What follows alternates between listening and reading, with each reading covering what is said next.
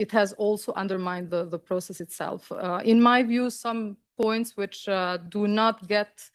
as much talked about, and there has been only a mild mention today, is also the severe brain drain which we see from the region. And at the moment we have, for instance, even countries at the EU level, countries which have nowadays much more lax citizenship laws, which have entirely opened their doors to Western Balkan highly skilled workers to leave their countries without any regard towards what will this do to the societies back home. And I think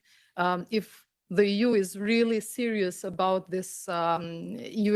enlargement project, then I'm not saying that these countries should not welcome the workers, but maybe start thinking about some kind of circular migrations where citizens do come to give a contribution in Western countries to learn, but then are also incentivized to go back and give back to also their societies of origin, and not think about it as the EU towards candidate countries, but if the process is moving ahead, then really this will be an investment of the EU in the future EU or in the present EU, so to say. Then I wanted to come to the occupator of the White House. I think,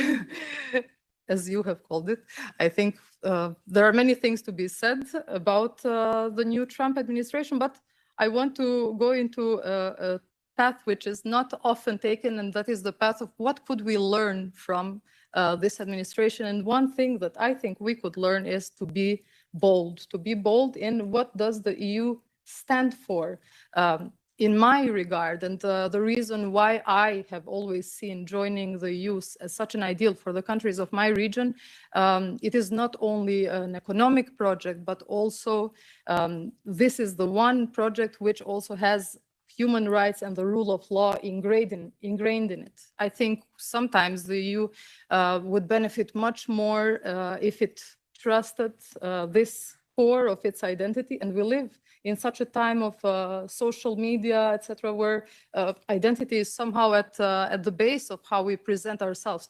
We in the EU, we are a society that is highly cultured, educated. I think we could stress this much more and present ourselves much more as such, because there is a huge amount of the global world nowadays that is missing this in the global political arena. And finally, in terms of EU enlargement, I think what would give more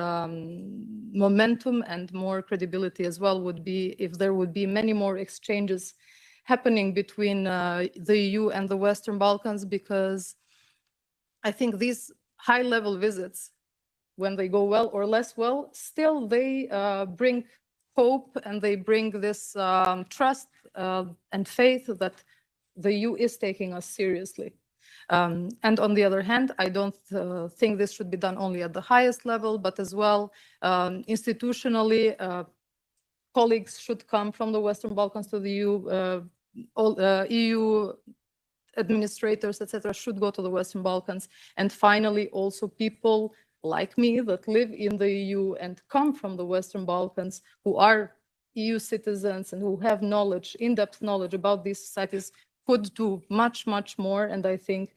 this has not been taken into full potential so far.